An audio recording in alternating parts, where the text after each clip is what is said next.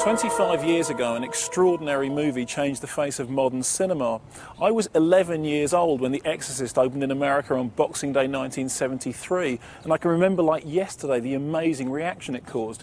You couldn't open a newspaper or turn on the television without coming across some account of audiences queuing all night round the block just to see the film, only to dash out of the theatres, some of them straight into the nearest church.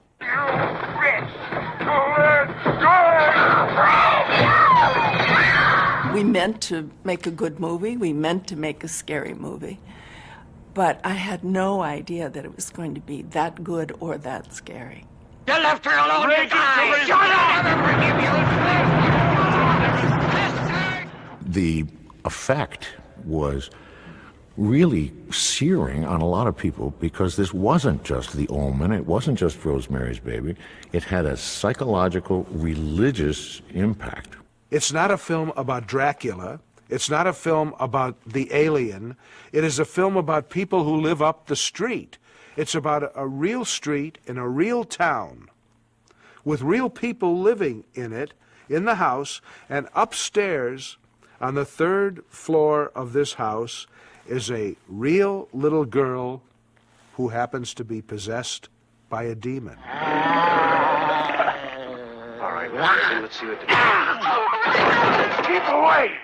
This hour's mine. The film kind of, from being a horror film, became kind of a phenomenon, testing people's stamina. And you heard people saying that I was there, and when I was there, there were 3 people who fainted and were carried out, and there was one at my side who threw up. I was as much watching what was going on, not believing that the world, that people could react in that way. I mean, I was like, why are they reacting? It's a movie. The film delivers to this very day that very precious commodity, a powerful emotional response. Well, whether it's positive or negative, doesn't matter. It's a response. You were alive during those 2 hours.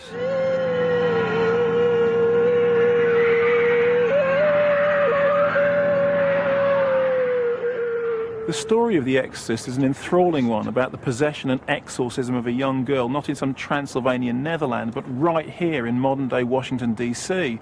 For some, it was the greatest advert for Catholicism the world had ever seen. For others, it was a monstrosity that carried in its celluloid the mark of the devil.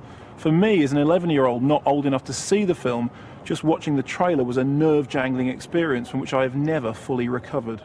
Somewhere between science and superstition, there is another world, the world of darkness.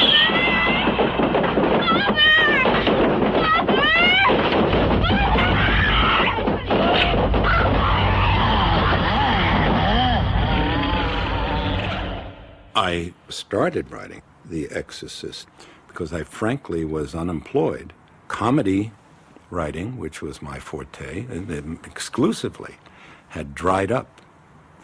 So I thought, all right, I have nothing better to do, and I might prove that I can write respectably in another medium. I had no concept whatever of what was to come. The one hope, the only hope, The Exorcist. The fictional story of The Exorcist can be traced back to some real-life events that happened in 1949, not in the upmarket surroundings of Georgetown, but about 10 miles away on this much more ordinary street in a Maryland suburb. Well, in 1949, I believe I was a junior at Georgetown University. And in class, I heard some details about a so-called case of possession and an exorcism that was going on somewhere nearby. Now, exactly what happened is the subject of much speculation. You can interpret the events in a number of different ways. What we do know is that for a period of about 3 months, a 14-year-old boy who'd grown up in this area and had been experimenting with a Ouija board underwent some form of illness that caused his personality to change, caused welts and lettering to appear on his body, and apparently caused some poltergeist activity. Apparently, branding, such as the Help Me in The Exorcist in the film, would appear all over this boy's body. Sometimes visual depictions of a face on his back. Also on the back, I believe, were the words spite and hell. The boy was of a Lutheran family, and the family had gone to their minister, who told them, let the boy stay in my house overnight. Well, all hell broke loose in that man's home.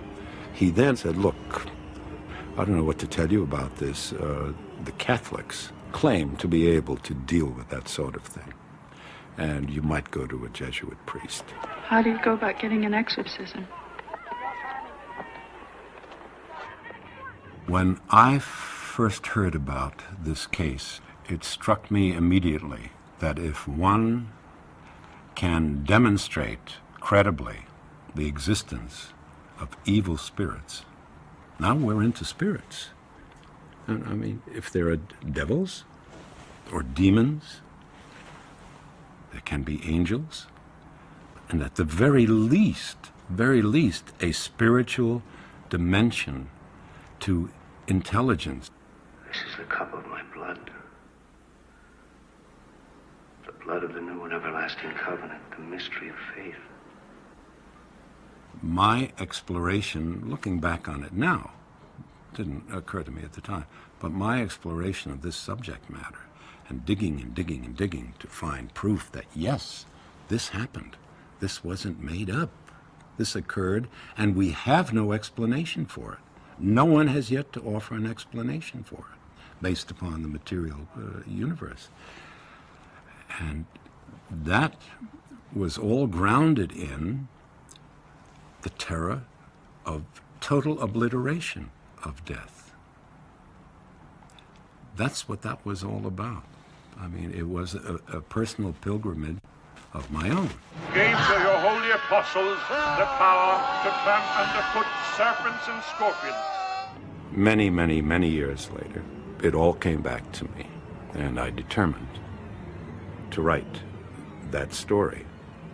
Now, I was intimidated. No, I'm writing something serious now.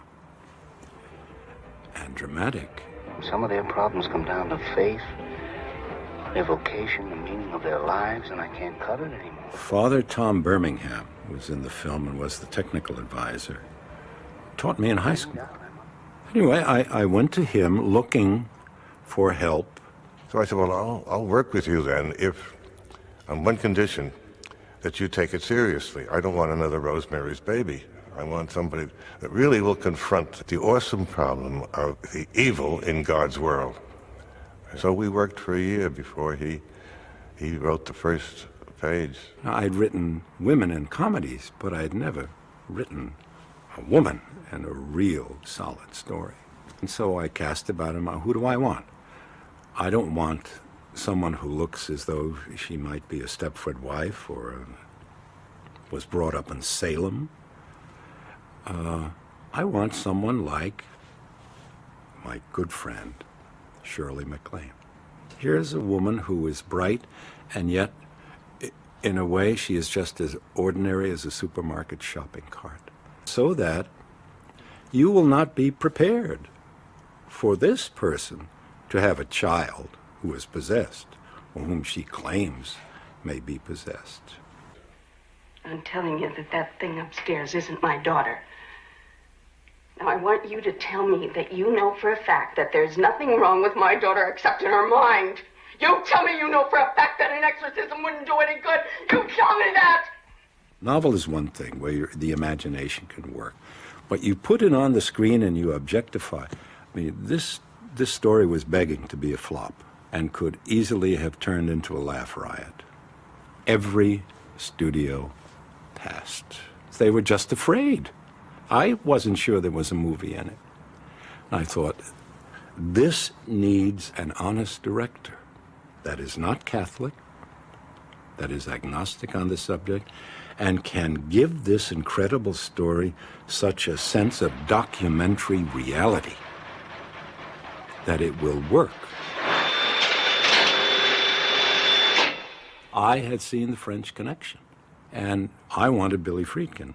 And the Warner Brothers then grudgingly agreed. After I was finally signed to direct the film, Bill said to me, now I have to tell you I have a great surprise. Here is my screenplay. And I took it home and eagerly read through it, and I thought it was not very good. I thought it was overwrought. I thought that it was filled with a lot of symbolism and underlined, and it wasn't the novel. I thought that in order to deliver the novel faithfully, I had to do an extraordinary amount of compression up front. And to do that compression of the front end of the story, of the first third actually, required tricks. I remember 8 million flashbacks. Everything, it was a jumble. I thought those adaptations he made were unnecessary, and I believed in the novel, which I told him, and I then took the copy of the book that he sent me and I marked it up with passages that I felt we could film. Every night he would reread the novel, and he'd make these notes, and he'd come in and he'd say, I think we ought to start with this scene, then go to that scene and that scene. And we went through the whole book that way. Well, what's wrong? Well, why are they tearing the building down? Shall we summon the writer? He's in Paris, I believe. Hiding? Knocking. I was handed this cast by fate. Burstyn, for example. The studio wanted either Jane Fonda at that time, Audrey Hepburn, or Anne Bancroft. Jane Fonda, she said, why would I want to be involved with a capitalist rip-off piece of shit like this? She was in her anti-Vietnam phase. In the meantime, I got a call out of the blue from Ellen Burstyn. I had seen her in the last picture show, where she was very good in a small part. She said, well, I want to do Chris McNeil. I said, well, I have to tell you that, you know, the studios offered it out to 3 other actresses. They want a star. And she said, I understand all that, but she said, I think I'm destined to play this part, so I'd love to meet you. He said, all right, I'll tell you, I'm not going to keep you dangling. It's between you and he mentioned another actress. And he said, and I'm flying to New York tonight to see her. But by this time, I realized that Burstyn was so supremely intelligent, understood what we were doing. He called me from New York and said, all right, you've got the part. And I said, oh, you saw her? And he said, no, I ran into her in the deli last night and she looked like hell. And I said, well, Billy, that's not fair. I look like hell in the deli too. And he said, well, that's the way the cookie crumbles. You really don't want me to play, huh? No, I do. Captain Howdy said no. There were hundreds, if not thousands, of young women looked at for the part of Reagan. I was a working child actor in New York doing modeling and commercials. She was not even recommended by her agency. They had recommended about 30 or 40 other of their clients for that role, not Linda Blair. Linda Blair's mother brought her in on her own. And Mother says to me, she said, we have an interview for a movie. And it's like, oh, really? Because you get, movies, that was still exciting. I didn't grow up in Hollywood. So I went in and met with the casting people. They gave me the dialogue, which was, like a paragraph of the worst language you could ever imagine. You fucking bastard! And so I went in and read this filth. And when I was done, I went downstairs and I was like, how am I going to tell Mom about this? I can't tell her what I just had to say. I then decided to film this one scene. It was in an empty sound stage. The studio saw it, and they, since there were no star names involved with a 12-year-old girl, if I believed in her, go ahead. And the thing is that she is perfect. Then he would have meetings where he'd ask me to start acting out things like, okay, now what I want you to do is, get on the couch and, writhe around in pain. Well, I was embarrassed. I was just embarrassed. And that's really what it was. He wanted to see how stable I was. So he realized I was very stable, went to a public school. I'm a Christian, and in my religion, we never discussed the devil. So to me, it was a fictitious character like people think of Frankenstein or something like that. It wasn't real to me. Well, then let's introduce ourselves. I'm Damien Karras. And I'm the devil. Now kindly undo these straps. If you're the devil, why not make the straps disappear? There were a lot of actors who wanted to play Karras in The Exorcist. Jack Nicholson wanted to play the part, Paul Newman, everybody, almost every male star in Hollywood. But I didn't want a known actor. What I was really looking for was a priest who could act. He came to see my play that championship season on Broadway. And I felt that it just reeked of failed Catholicism. I said, you want me to do the screenplay, right? He said, no. I said, what do you want me to do? He said, I want you to do a screen test for Father Karras. I said, you what? And it was incredible. The camera loved him. Father Karras, it's an honor to meet you, Father. Von Sydow, I think, was the finest screen actor of that day from his films with Ingmar Bergman. Blatty had told me that the person he had in mind for this character was the French Jesuit priest Teilhard de Chardin, and it's Max von Sydow to me. Of course, my approach was colored by my, say, Protestant upbringing. To me, the devil has never been scary. I was brought up with Scandinavian fairy tales and folk tales, and in many of those, the devil is kind of ridiculous. He's always a loser. Of course, I was totally aware of the fact that Father Merrin, he believes. I'd like you to go quickly across to the residence, Damien, and gather up a cassock for myself. 2 surplices, a purple stole, and some holy water. It was not important whatever my personal or private opinions were.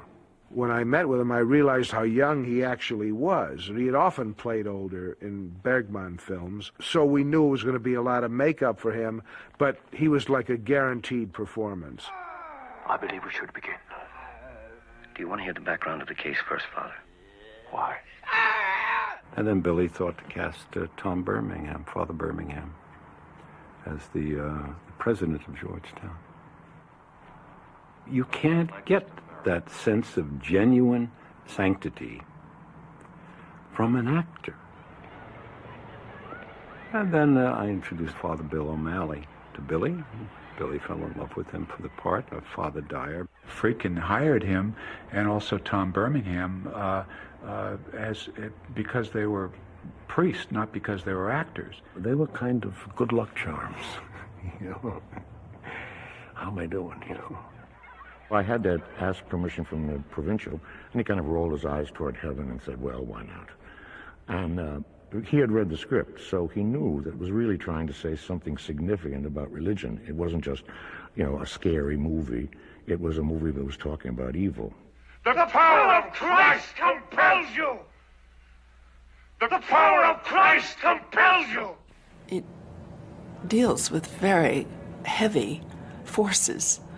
And I was a little worried about what that would mean to work with those. Of course, on a 15-month schedule, as we had, you certainly expect the laws of probability would presume that certain things would happen. But in my 32 years of making films, I've never had a set burned down. And we did on The Exorcist. We had a fire, still a mystery. The set caught on fire one weekend when no one was there. I remember that was terrible. Shut down. I think it shut us down for about 6 weeks. They couldn't find an electrical problem. They couldn't find an arsonist. They couldn't find any substantial reason that occurred.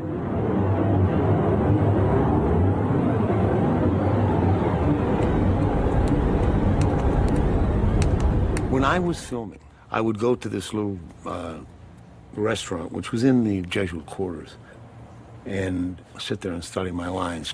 I was in there one day, and this very, very old priest, he handed me this little medal of the Blessed Virgin. He said, you know why I'm giving you this? I said, why? He said, I want to tell you something about intervention. Did you ever hear the concept of intervention? I said, no. He said, it's a Gnostic concept. It comes out of the 15th century. If you do anything on the devil, anything at all on the devil, to reveal him as the trickster that he is, he will seek retribution against you. or he will even try to stop what you're trying to do, to unmask him. And he said, this metal will protect you. He said, be very careful, you take care of yourself. Maybe about 3 days later, it's kind of catacombed there, the Jesuit estates. And they have all these side rooms,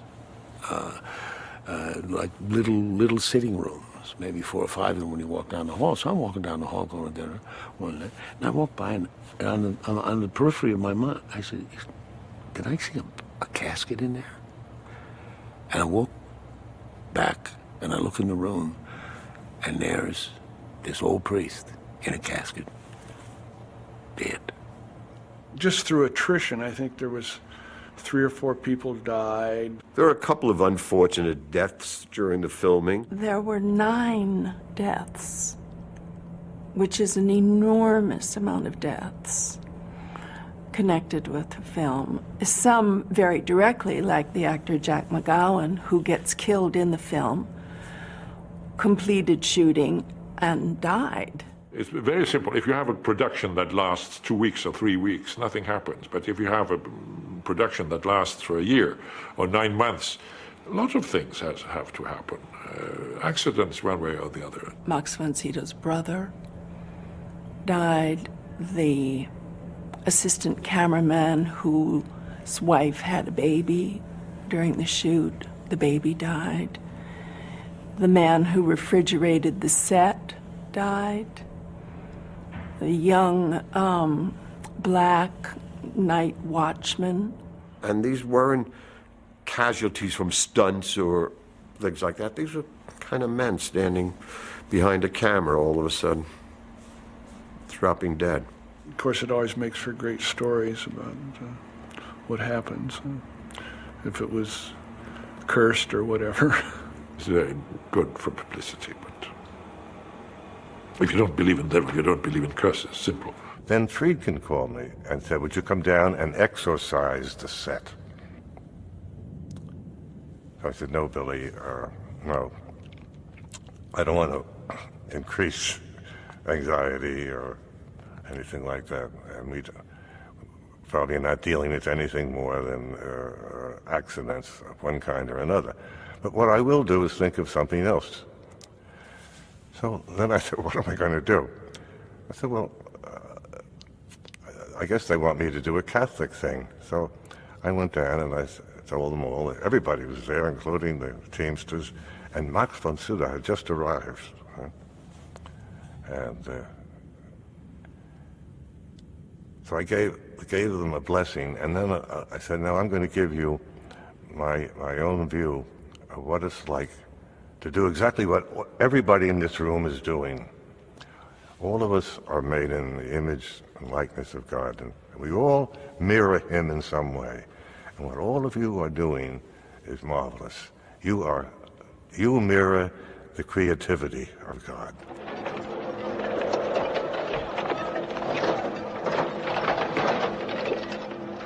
I designed the film so that there would be blazingly bright scenes, as in Iraq, and then there would be these dark scenes in the attic and the exorcism room, and that the whole film would, in a way, alternate between the forces of dark and light in a kind of literal way.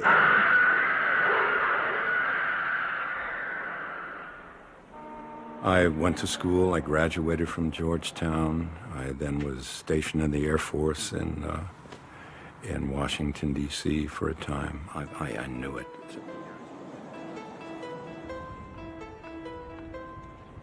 The Kennedys live there. It's filled with important people, congressmen, government people, writers, etc. And I knew instantly that this was cinematic as hell, especially in the fall when we shot there, with the leaves falling and nice breezes that came and went unexpectedly.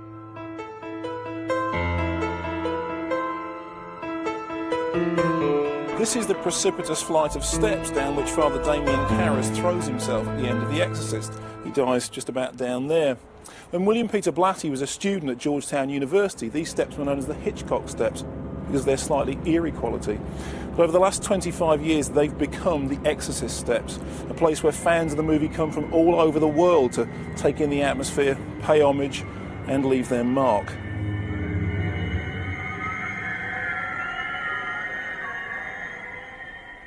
The first time I saw them, I saw that there was an ominosity, if that's a word, to them. I mean, I saw them and I thought, wow, how is the stunt? I'm not going to do it. How is the stunt man going to do this? Because they were vertical. There were 97 hard stone steps. It looked like forever going down there. And so I went out and I got all the rubber I could find, half-inch, and I lined every one of those steps with rubber. And all the Georgetown kids, with the little capitalists that they are, they got the roofs of all the people around there on top of the roofs, and they sold tickets for $5 a head so you could watch the stunt. And he dove down those stairs twice. I asked him how he did it. He said Zen. I said, what's that? He said, complete and total non-resistance. My body becomes totally relaxed. This is the place where one of the most famous images of modern cinema was created. Father Merrin arriving at the house on Prospect Street on a foggy night with light shining down on him from Reagan's bedroom window. As you can see in real life, it doesn't look anything like the movie. The reason is Reagan's bedroom never existed. It was part of a huge facade that was built onto the side of this house in order to make it overlook those steps. I remember when we were preparing for the film, Billy was going to art museums and looking through art books and finding images that inspired him. And that famous shot that was used in the ad of Mark standing looking at the house, I think, although the composition is different, it was inspired by a Magritte. And of course the thing in Magritte is that it's always very truthful, but then there's this oddness that happens within the realism. That shot was conceived by Billy and Owen Roisman, our cameraman, to be something extraordinary.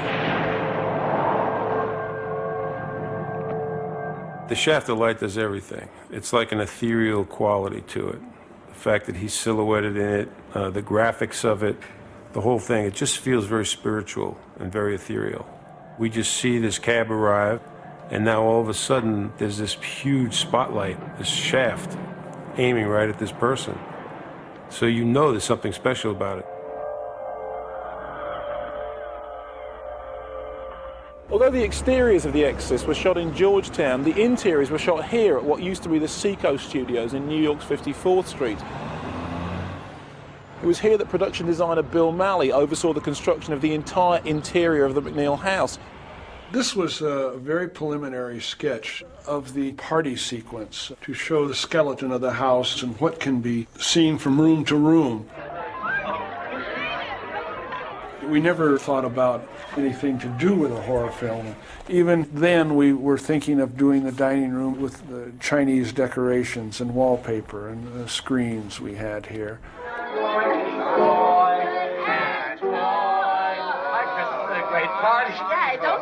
One of the spooky parts of it is the contrast, rather than, thinking you're going to go in and you're going to see the darkness and the chambers and the chains and the bats flying around. Very chic, very light colors. These were beautiful people. They had all the advantages and they lived well. All of a sudden this horrendous thing happens to them. First of all, you wanted to see these things happen as realistically as possible. I knew of no way to achieve these effects realistically with opticals in the state they were in then. Today, it would be a piece of cake. Today, they can make you believe that the Titanic is sinking. In those days, I could not, with an optical, make you believe that a bed was thumping on its own. It had to happen on the set, and it was a case of trial and error. Marcel Vercateur, the special effects man, who was brilliant, he conceived and designed all those effects so that you couldn't see anything. I mean, everything was built in. They're just amazing. He was a strange soul, like me, an experimenter and a perfectionist. We started off with one particular thing, just elevating the bed like. Amen. Oh, Lord, hear my prayer. So what I did was put enough weight and leverage behind to raise the bed. Then I pulled it back down again. Almighty Lord. So the bed was trying to fly, but it couldn't because I was pulling it back. It really worked well. But anyways, we got so many things that I built another bed, and then I built another bed. So I had 3 beds. Hasten to our call for help. So all these beds all did different things. The room itself was sitting on 8 pneumatic wheels in order to create the earthquake. All of that work in that room was excruciating to get because it was all done mechanically. There's something perfectly... I said to Billy, if I was a devil, I'd get up and grab her and I would thrash her. I would let her know. He said, go ahead and do it. What's happening? Stop! It's burning!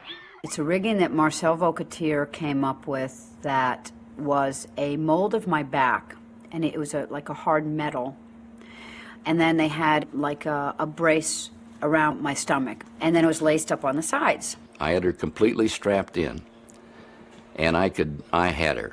It was actually manually pumped by some big men on the other side of the wall. I could throw her up and back, and I had her. And the lacing came loose while I was being thrown, and so as I went forward, the piece was coming back. So it was a constant. And the dialogue was, please make it stop, it hurts, it burns, whatever. She started screaming. I didn't know what to do. And so I'm just yelling, it hurts really, really, and somebody thought I yelled Billy. And I actually never broke character. That's the footage they use in the movie where I'm crying my eyes out because they are brutally damaging my back. I had a rig around my midriff with a wire coming out the back, and the stuntman was pulling me. So we took her back the first time, and it was a good shot. And Billy said, we're going to do it again. I said, Billy, he's pulling me too hard. I can get hurt. And Billy said, well, it has to look real. I said, I understand, but I'm telling you, I could get hurt. And the stuntman was standing there listening to this, and Billy said to him, okay, don't pull her so hard. But as I turned away, I felt them exchange a look. And he said, give it to her this time. And I said, really? And he said, give it to her. And this is Ellen Burstyn, right? She's a nice lady. And so I said, okay. So when I hauled off, she came completely off her feet. You see me hit and you see me reach for my back. I screamed in horrendous pain. Billy motioned to Owen to tilt the camera down on me. And I saw it and I was so furious and said, turn the effing camera off, because I couldn't stand that he was willing to just get a quick shot of it before they called the ambulance, you know. Ellen didn't like it too well, and she went to see her chiropractor, and chiropractor said, you're all right. Just a couple of days, you'll get over the soreness. But that's show business, I guess. It was way beyond what anyone needs to do to make a movie. Well, it was a very difficult film. Billy was reaching for the limit. He was committed to it, and he was obsessed by it himself, and that obsession was contagious. He knew what to do with this film from the minute that he read the book. And it was his vision, so all of us just participated by doing what he wanted. Billy didn't kid around. When he said he liked something, he really liked it, you see. He never flattered. And he knew how to make each one of us work. And that in itself was very interesting, because I got to watch everything from the bed. And you never knew when he was going to explode or not explode. So there was always a tension on the set. Oh, come on, shut up in there! Billy can be totally irascible. Billy has reduced me to tears on more than one occasion. But he also liked to stimulate the actors. So he would sometimes shoot off a gun or something when he wanted someone to look startled. And that's really what pissed me off. And I told him, I said, never do that again. You know, I'm an actor. I don't need all these artificial stimulants. Well, the actors got used to this. And they'd come in the morning, and I had a good relationship with them. And like Max would walk in and say, "Good morning, Owen. Where are the guns this morning?" I said, "Well, there's a 45 behind that wall and a shotgun behind that one." He said, "Thank you very much." Well, I enjoyed very much working with him. Although it was, he used maybe sometimes methods that I was not used to. My dear friend Billy Friedkin is a maniac. And I love him. But he's a maniac. Billy would do anything to motivate an actor. After Jason Miller dies, when Father Bill goes in to give him the last rites, we did 13 takes, 15 takes, 17 takes, I'm not quite sure. Do you want to make a confession? Bill Friedkin wanted Father Dyer to react in some emotional way. This is his best friend, lying there in a pool of blood. And Father Bill could never get it right. So Billy comes over to me and says, "Bill, you're just doing this by the numbers." He was a non-actor. He couldn't emote. And I said, "Billy, I have just given my best friend the last rites 15 times in one night, and it's now 2:30 in the morning." Friedkin and I had a little signal that we'd use to silently roll the camera and sound. And he asked me at this time to do just that. And he said, "I understand." He said, "Do you trust me?" Well, you always trust somebody unless they ask you. And Billy went in and slapped him across the face. He belted me right across the chops and backed off, and I went in the scene, and if you look at that carefully, when I'm giving the last rite, my hand's going like that. And I wasn't making my hand go like that. That was sheer nerve juice. He lifted himself and bumped into the cuts to him. How many blood was in? He was tough, but it was very stimulating. He drove me to some of the best work that I'd done up to that time. A makeup artist gets a great thrill changing someone's face because, in a sense, he is creating a new living creature. I was faced with the problem of making this 12-year-old little girl, very pretty little girl with apple cheeks and a butterball nose, make her into a demon. And it was an incredible challenge. God bless Dick Smith. Certainly nothing could have prepared anybody for what that experience was going to be. First, he had to do the casting of the face. He created different makeups, which we tested.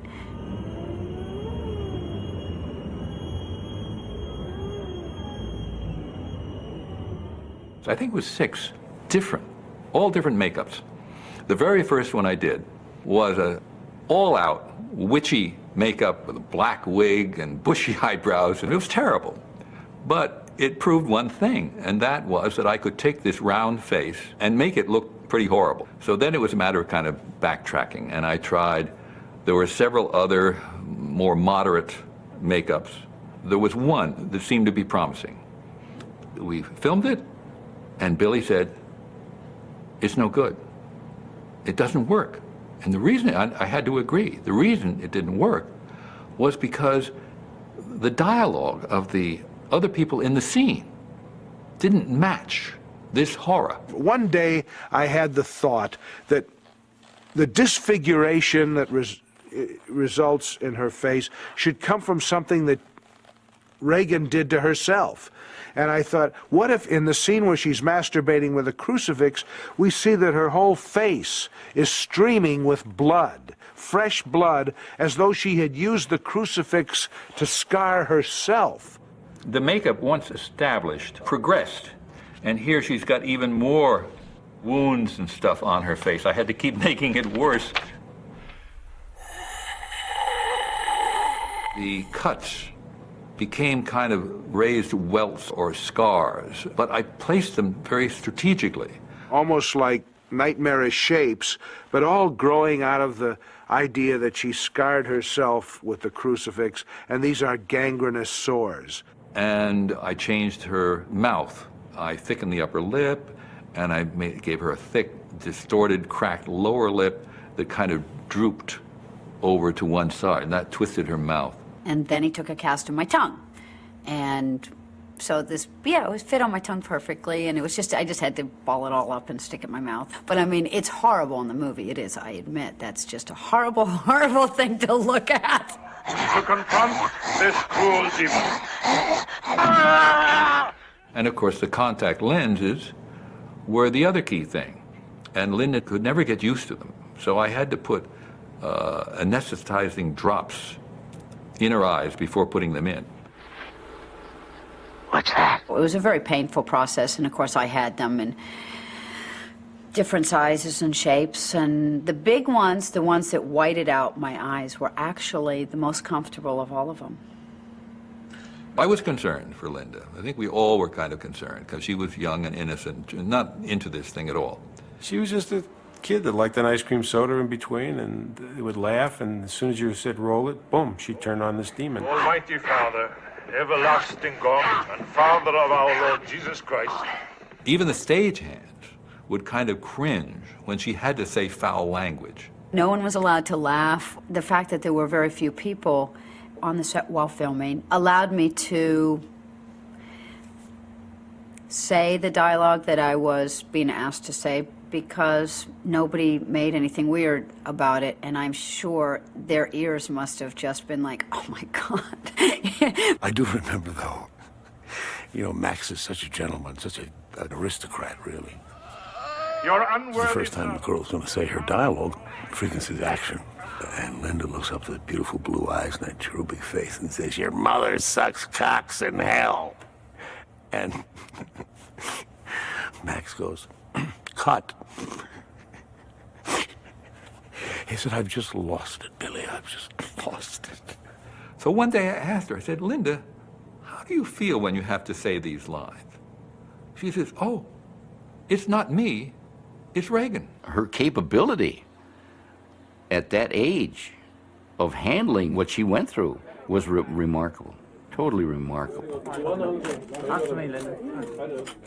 She just divorced herself from this horrible character and even from the language. I certainly, as an assistant director, felt for this 13-year-old girl who was in makeup for 4 hours every morning before she even got on the floor.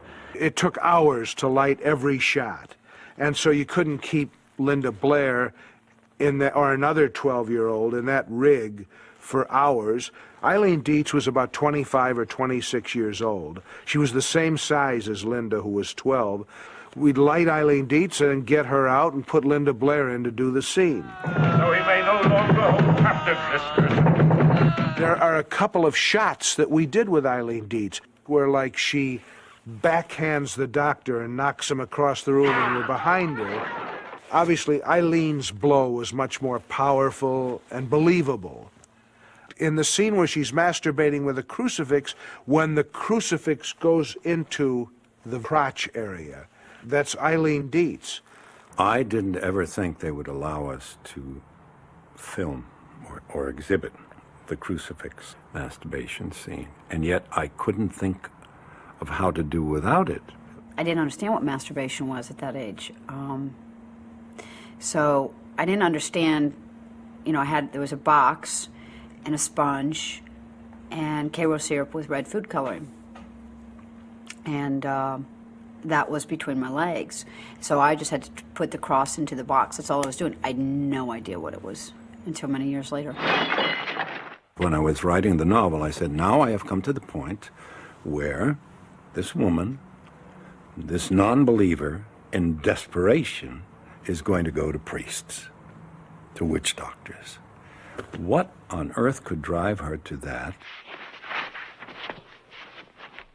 What is the worst possible thing I can think of? I think it was merited, and I think it served a purpose. It was probably one of the most vicious things I've ever seen in a film. It certainly does make this statement of to what lengths evil will go to manifest. To this day, even with sensibilities that you think are so utterly jaded and depraved, it remains the most shocking piece of footage I have ever seen. There were various different effects that had to be done in the script, and one of them was the head turning around backwards.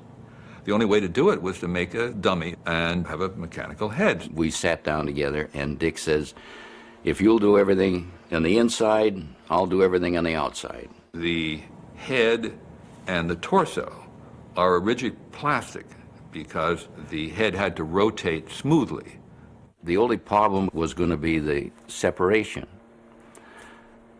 But if I spun the head, the hair would come down and cover up the crack. So I could spin the head. I could go around 2-3 times if I wanted to. Amen. I worked on the eyes, and I used remote control. Let my cry come unto thee. And she would sit there and look at you in the room. It was frightening. It was so alive. In fact, I didn't want to call it a dummy. I quit calling it a dummy because it was embarrassing. I says, I don't want to call you a dummy. We decided we were going to try it out, so put it in the front seat of a taxi in the summertime in New York City. The head would wobble around, so it looked like it was alive. And the people would stare at this thing, and then finally it would just spin its head around, and that was it. And then tell the cab, get out of here. See the cross of the Lord. Begone, you hostile power. This is the device I made to create the vomiting effect. This side piece is actually a very thin, flat tube, and there's a little nozzle connecting the two. I can take this apart, and the tubes would be hidden behind the head of the person. Actually, it was not Linda Blair, but Eileen Dietz that was used for this rather unpleasant task, and it would fit snugly on her face like this.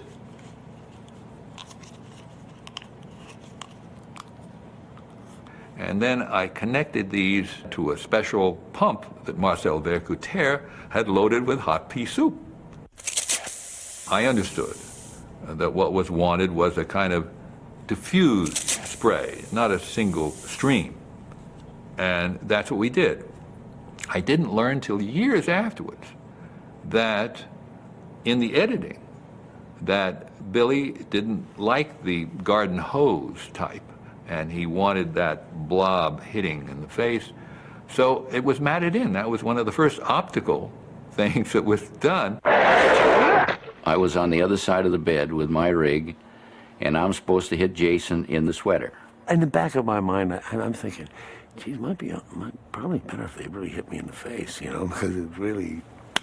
I got all set up, and now they changed the lights, and they did this and that, Pretty soon, I said, maybe my vomit is getting a little cold. So I raised up trajectory a little bit, and I maybe cranked on a little bit.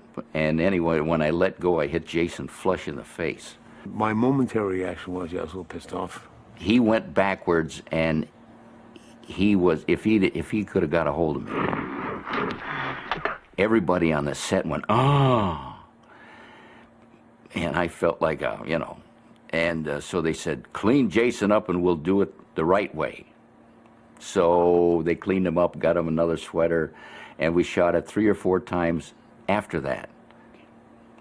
But then after they started to put it together and they saw the expression on his face, that is actually the one they used. It was a nice mistake. I enjoyed it. Jason didn't.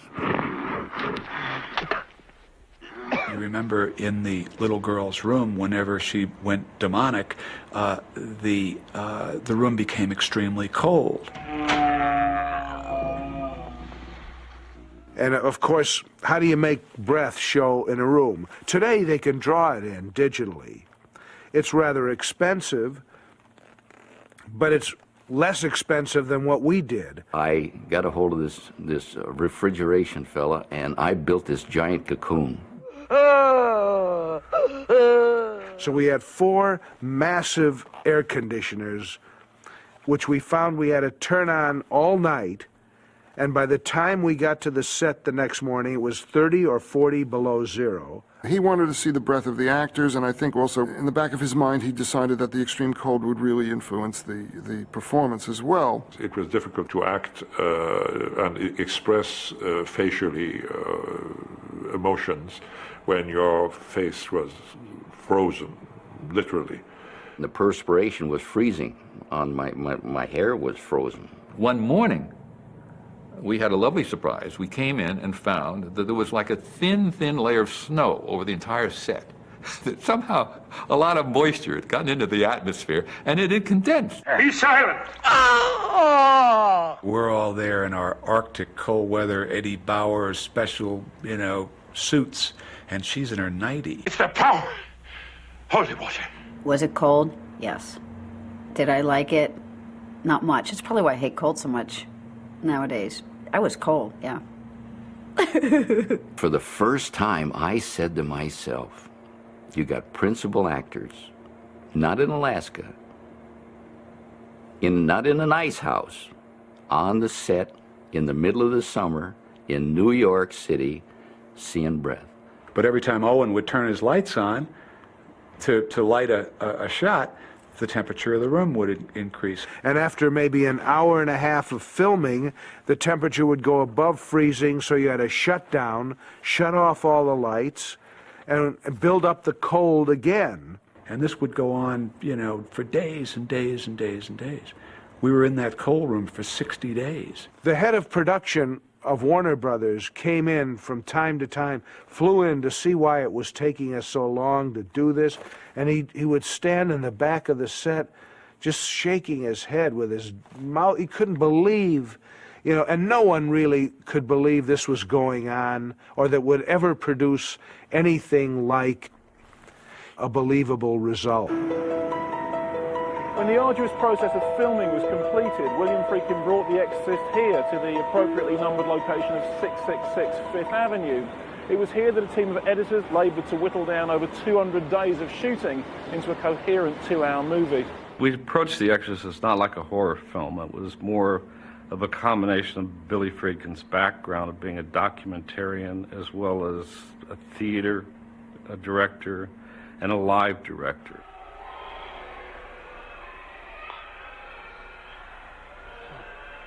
We kind of knew each other's rhythms. The film really dictated what the pace was going to be. Nowadays, you would consider it almost slow.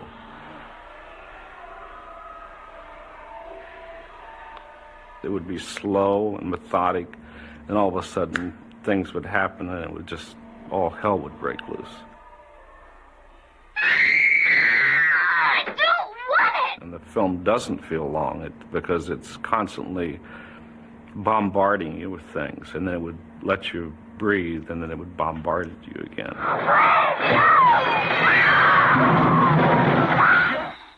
When I started the film, I had no idea how we were going to do the demon voice. And Billy pulled out a book of Hieronymus Bosch paintings and said, I want Linda Blair's voice to sound like Hieronymus Bosch. Didn't necessarily make total sense to me, but the impression was that Linda Blair's voice should be a kind of chorus of voices. And at the center of it should be whatever we in general consider to be evil. Who are you? Now I'm there. We took Linda Blair's voice in the pre-production and we spent 150 hours making Linda Blair's voice into a different voice. Your mother's in here with us, Karis. We made her sound bad, evil. And I'm the devil! We played the stuff for Friedkin, and he turned around and he said, that's no good. I thought, oh, fuck, 150 hours of work just out the window. Billy just thought another voice would be better than trying to treat Reagan's into some electronic system, which we didn't really have technically at that time. As I started to verbalize to Bill and others that the demon should not in any way be a man's voice, but it should be a kind of neutral voice, neither male nor female, but with male characteristics, but with female characteristics. who the hell sounds like that? Who has ever sounded like that? And the name Mercedes McCambridge came into my mind's eye.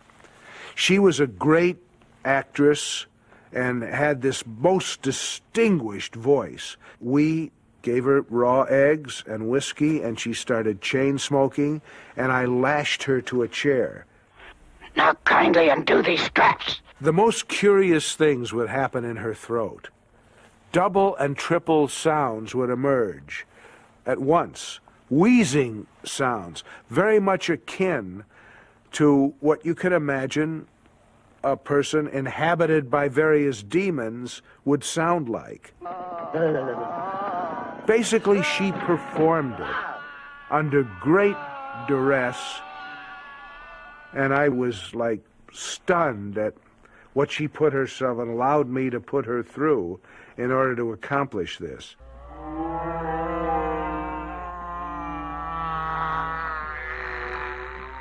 They were all human voices in most cases. Sometimes we put some animal voices in. He likes to mix voices up occasionally. Different sounds to create a sound. Now and then. Is the language all right? It was a trial and error. Put a bunch of them together and listen to them until finally you arrive with the one that he likes. I felt that the sound could have a dynamic that swung between loud, very loud, oppressive noises and total dead silence.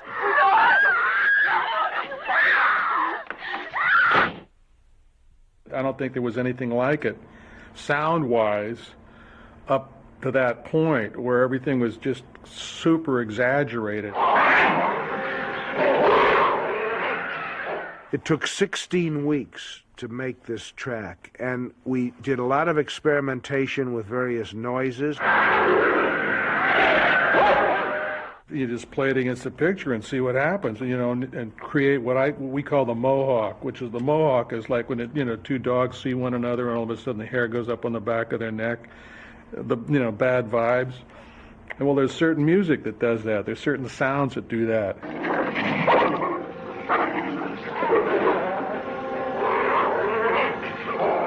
We were trying everything. I got fake fingernails and would scratch stuff, or we'd get rats and bring them in and have them run around a box. This is the Run, Nagel, Hamsters, and the Cage. Track 2.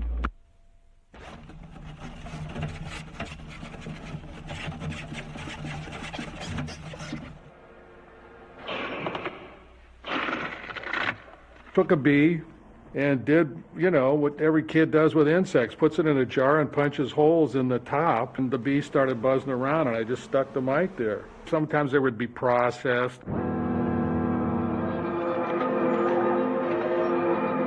I thought, where could you really get, a massive sound of horror, on an audible level? And so I said, well, the slaughterhouse,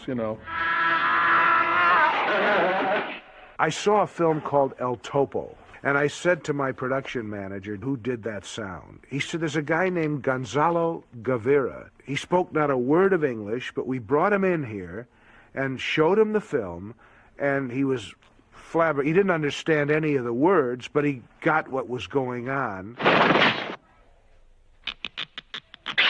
He actually stood in front of a mic with the film on the screen behind him like that. We opened a mic, and he would use his body and objects and things, cans and various things, and he created a lot of the sounds that you hear in the film. He borrowed an old leather wallet, a cracked old leather wallet that had, as this does, credit cards in it from someone on the sound crew. And he held this cracked leather wallet up to a microphone like this. That became the sound of the little girl's head turning around. That and a number of other sounds were created in front of an open mic by a Mexican peasant who had no shoes. The power of Christ compels you! The original composer was Lalo Schifrin, and Billy Friedkin had brought Lalo in to screen the film. And there was a lot of pretentious ooga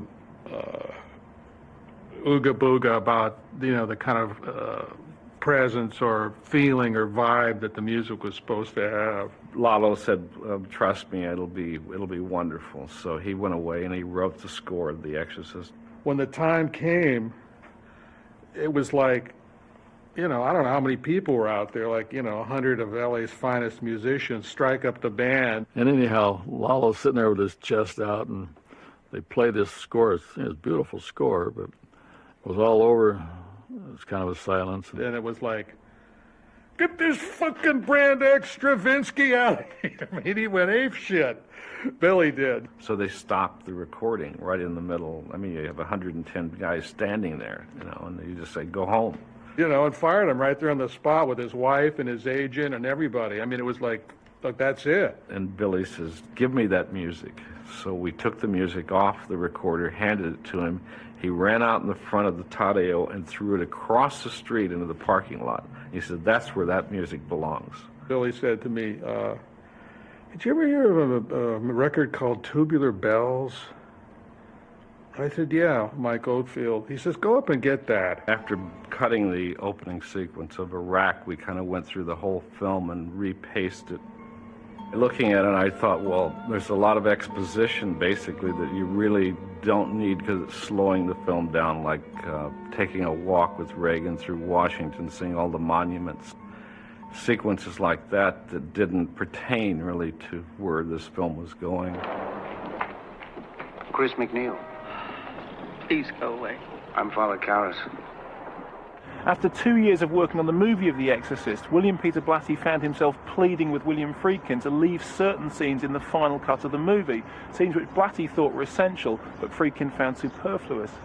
These included an early medical examination of Reagan, a discussion about the nature of her possession between the two priests, and an upbeat epilogue designed to give the movie a more positive ending. Blatty loved those scenes, but Friedkin cut them, and they haven't been seen since 1973. I know that there's been a lot of controversy about certain scenes that are out of the film, particularly the last scene. My feeling as the interpreter of that material was, we don't need it. But there's a sense in which we did need it, Bill. Father Dyer, you like films? Sure. Many people, to this day, interpret The Exorcist as a downer. Well, I get passes. In fact, I got a pass to the Crest tomorrow night. Would you like to come? What's playing? I thought that the scene from the novel between Kinderman and Dyer would allow the audience to feel, hey, cool it. Everything's okay. I've seen it. Another one. Had your lunch? No. You knew this relationship that Karras had with Kinderman lives now through Father Dyer. God's in his heaven. All is right with the world. That's something I think that the film could use. I don't want to direct the way people think about this beyond what is already, to me, self-evident. People actually believed what they saw on the screen. Some of them maybe had a different interpretation of that. That's always bothered you. I've always rejoiced in it. You son of a bitch! Everybody who sees the film takes from it what they bring to it. Sure. God damn you! Take me! Take me! I don't want him to think the devil won. I just don't. Well, to me, it's how could they possibly think that?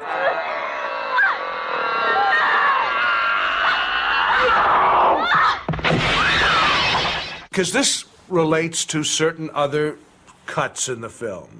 The dialogue between Marin and Karras in a kind of a break in the exorcism scene, which in the film now is just two guys sitting on the stairs, but which you had written a quite beautiful dialogue for the two of them. Why this girl? It makes no sense. I think the point is to make us despair. to see ourselves as animal and ugly. To reject the possibility that God could love us. Of all the scenes cut from The Exorcist, the most talked about is unsurprisingly not some theological exchange, but a creepy special effect known simply as the spider walk. Although it hit the cutting room floor at a very early stage, this eerie sequence, which features in Blatty's novel, has become legendary among fans of the movie. Chris has just come back from the doctor's office, and she knows now they've got to get a psychiatrist. Hi, Chuck. Come on in. Suppose he heard. Heard what? Haven't heard. Burke is dead, and then... Burke is dead, and then in the novel, Sharon gasps, and Chris turns and looks, and down the steps is Reagan coming, contorted. Walking backwards, looking for all intents, like a tarantula. So on the one hand, she had to cope with the death of her friend. I could not make the transition to how she would have reacted right on top of that to the spider walk. Bill, it may have been could be a problem in the writing. I really mean that, because what you're asked to do there is deal with a double climax. Well, Either 3. one is the end of the scene. Right. Yeah, I know. I just thought of how I should have written it, Bill. Actually, the moment she hears the words, "Burke's dead," there should have been a scream instantly from Sharon, Chris, before there's any time to react to that, and the boom. That would have been great. Oh, God.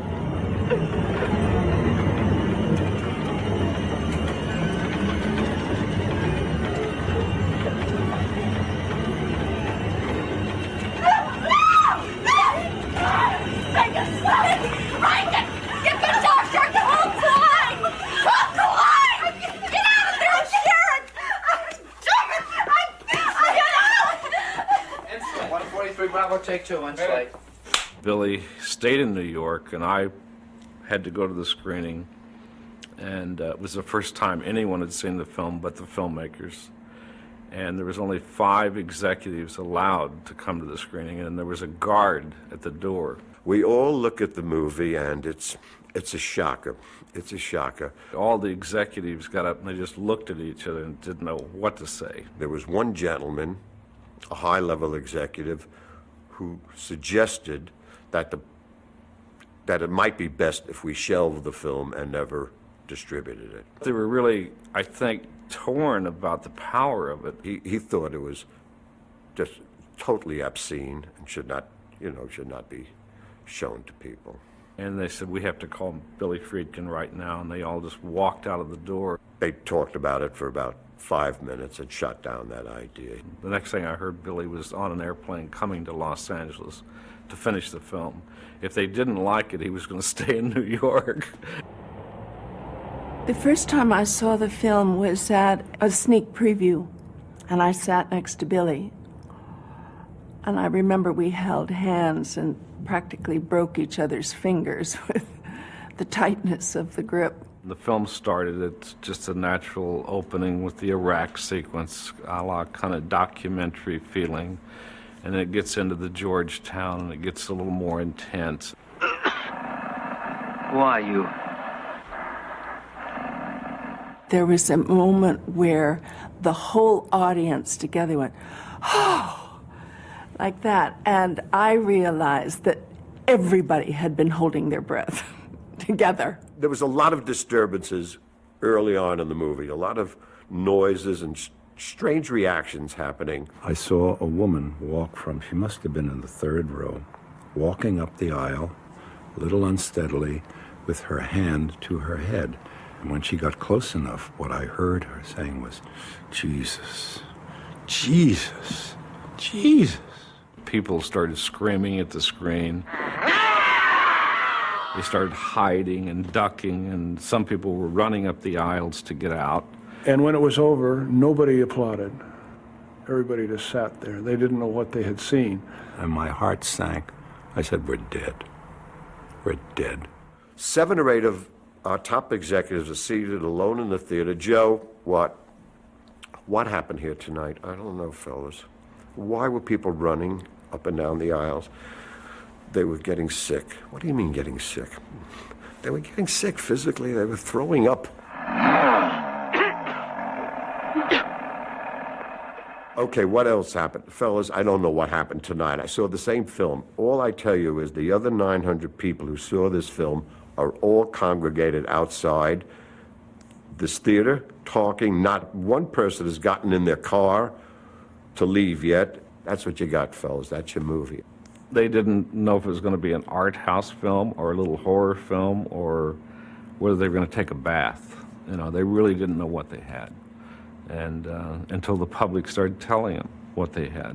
I remember the day that it opened, being in my kitchen and turning on the television and seeing people who had been in line for 4 hours before the movie theater opened in a blizzard. It was really volcanic when it first came out. They only opened in New York in one theater, and they were literally lined up around, I think, 2 or 3 blocks. We never had enough theaters, so we had to add theaters nightly to it, for the lines. And it was in every newspaper and magazine. Which is what happens on an event kind of movie. It just transcends anything that any publicist or marketing people could do. I was getting calls from all over the place. I mean, people wanted me to exorcise their daughters, exorcise their cat, exorcise their house. But I got a call from Warner Brothers again, from London, saying, would I please go up to Milano? Because they were opening the next night, and they heard that already the whole city was in an uproar. And so they wanted to have a psychiatrist and myself present to deal with the uproar in the city.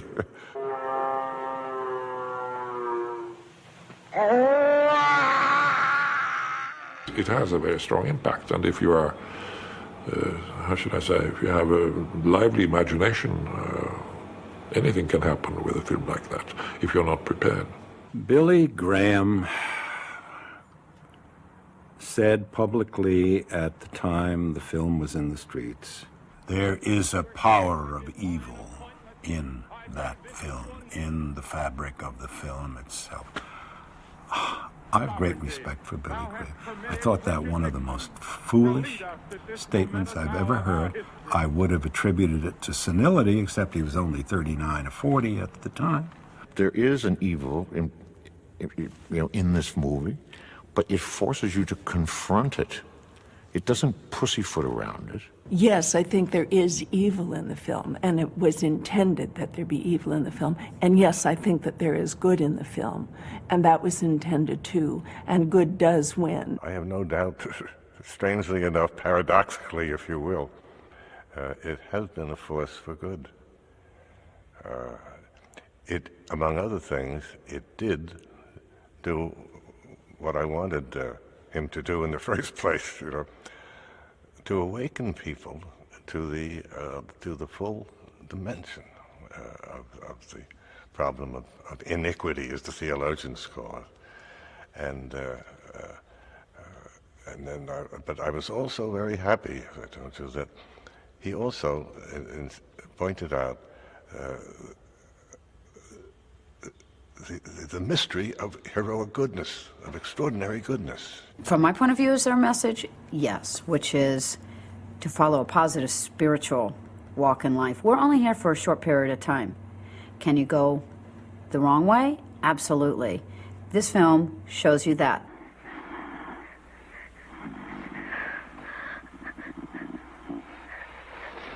I was shocked by the perspective it opened for me about our days and our attitude to a younger generation and to children. It was a movie that was ahead of its time. I think it was maybe too intelligent for some people to realize what it was really about, and they were afraid of it. It's an illusion. A very effective illusion, but that's what art's supposed to do, is take you to another place where you haven't been before. And I think all the people that make these outrageous claims about it just don't know what they're talking about. perhaps it can affect you that way. Well, good. I'm glad it affected Billy Graham that way. I'm sure it's a lot better than having him sit before some, stupid film on television that portrays Jesus with a halo around his head and people, getting all goo-goo-eyed around him and, the way Christianity is normally portrayed. The demon is a liar. He will like to confuse us. But he will also mix lies with the truth to attack us. The attack is psychological, Damien, and powerful. So don't listen. There is a power to move you and have a disturbing effect upon the viewer, which is greater than the sum of any of its parts. It's enormous, and it's mysterious. But my God, it's not a power of evil.